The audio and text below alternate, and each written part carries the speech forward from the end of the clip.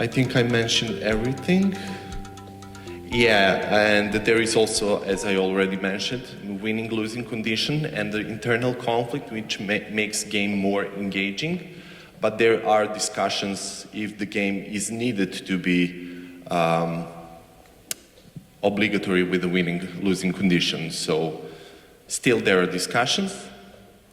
And when you are using the rules, use 600 common phrases and words to be more clear for different kind of players with their backgrounds to understand the rules.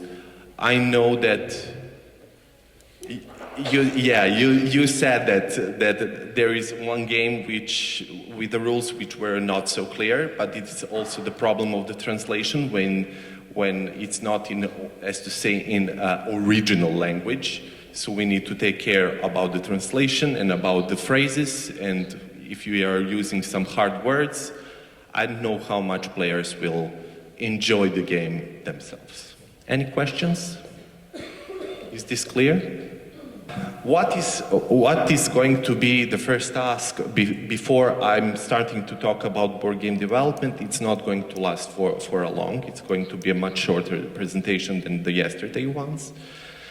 I will talk about something which will help you in developing games and which came from the digital marketing. Gamers took it and said, oh, this is a very useful tool for researching the needs or the researching the audition or the players who will play our game. The tool is called, it's there, player's persona, or in the marketing it's a buyer's persona. It's a player's persona. It's a really easy tool. It means that you're gonna draw the person. Paul showed you the drawing skills. It's there, player's persona, and you need to write down the name of that person, the age, if that person is using some kind of social media, what is her, his, theirs, sex, gender, what is the educational level, what is his or hers or theirs favorite type of food, social activities, or any other relevant data. I would like, is that clear? Yes, your game when you are making it, yeah. Just imagine how that person looks. There are the critics for that kind of a model because it's saying it's a stereotypizing or making a frame of some person. I mean, it doesn't exist, but it's very useful because there is a lot of people and young people in general who don't have technical abilities to make a huge researches with a lot of questionnaires and collection of some methodological data. So this is really easy tool, and I would like you to be separated in four groups.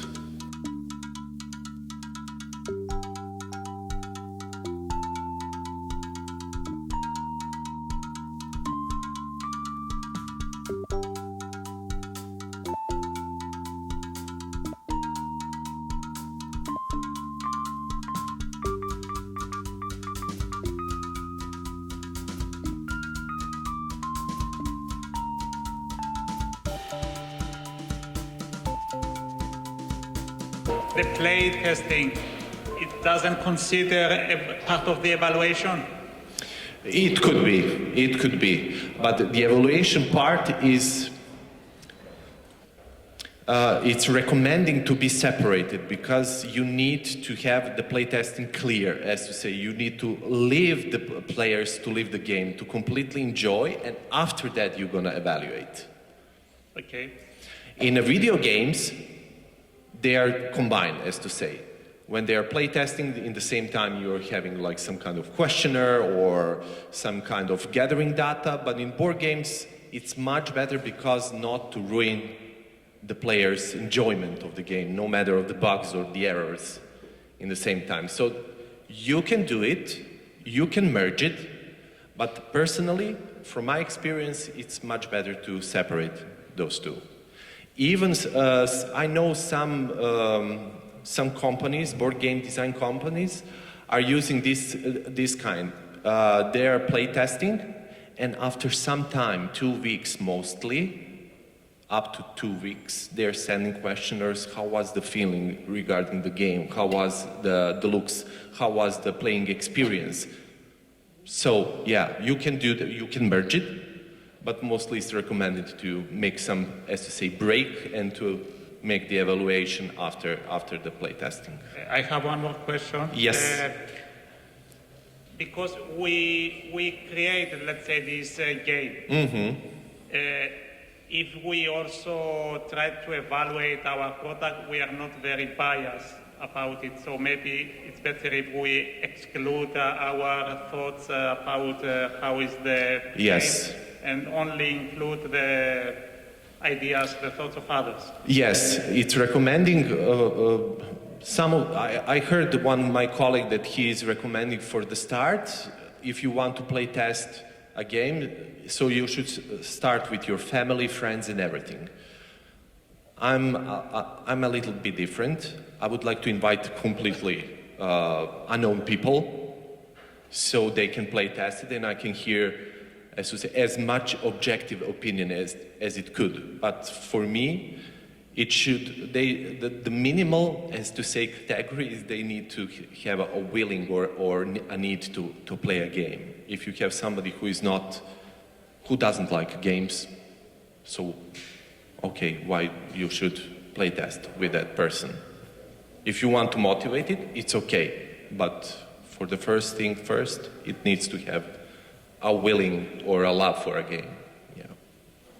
Any other questions? For me, it's easier to understand this if I relate it to the designing of a training program. Mm-hmm. These are the steps we follow. Mm-hmm. We start with the trainees, Yes. like the persona, and then we follow the exact steps. Yes. When we design a training program. Yeah, it's similar to the training programs. I know that a lot of our colleagues are, for example, they're not doing a play testing. From my experience, they're just skipping it. I like to play test, I don't know, my training program first for 1 day or 2 days or so. Of course. Yeah. We So, try yeah. them with our people Yes. to see that it works. Yes. And then we evaluate at the end, when we deliver, we Yes. evaluate, and then we redesign if we need to. Yes, yes. So one important word Nikki said is redesign. So if you need to redesign the game, redesigning. I know not a lot, but a couple of my fellow colleagues who board game designers who, for example, they start with a game and they completely reject the game at I don't know, in the evaluation part.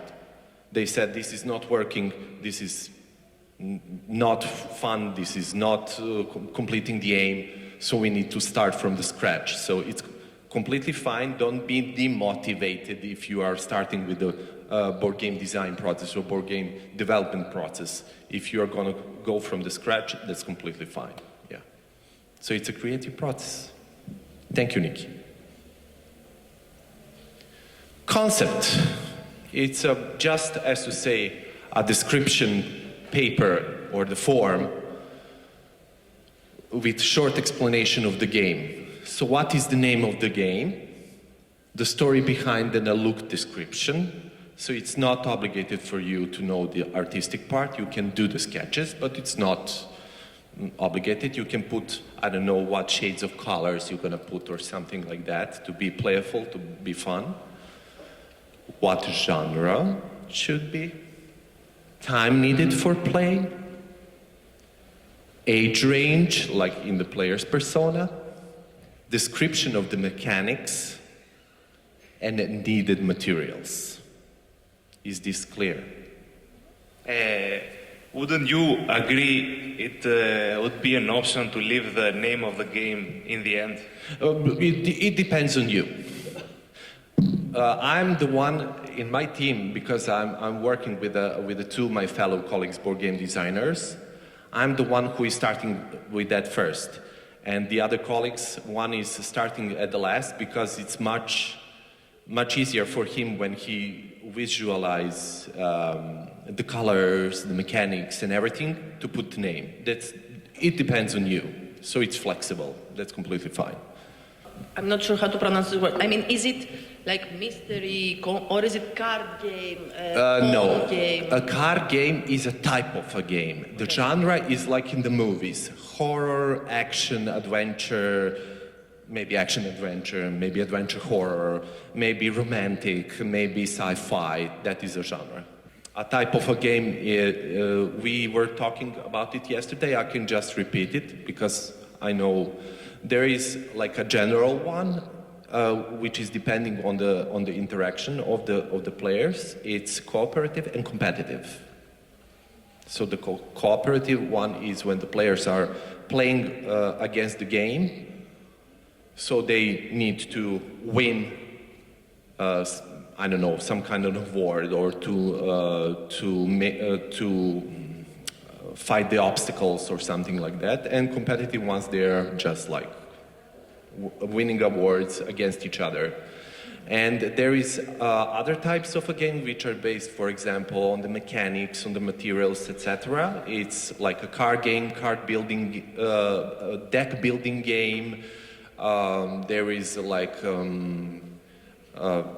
dice game, for example. Roy Story Cubes are clearly dice games, but they are also, if they are based on the, as to say, mechanics, it's a storytelling game. Yeah. Now, next task is to write a concept of a game. Any game you choose. I will not limit you. You have your imagination, you have your experience, you now have a visual about the player's persona, and you're gonna write a concept for a game. Is that okay? Game for fun, or is it educational? So do we have to start with educational purpose? Thank you for that question. My pleasure. I was thinking before I started not just the session, this venue in general. Personally, I have a little bit issue because me also, together with you, because we are all educators, we are starting from the aim of a game which is educational, and in a lot of times that in the practice, the games are boring if you start with the educational part. For me, for this game concept, it's completely fine for the start to make it fun, to make it playable. Is that okay with you? I know that you are super fantastic in making the educational aims, we are all, but I would like to see the fun part of the game. Is that clear? So, return in your groups. I will put this here and write a game concept. You have 25 minutes for that.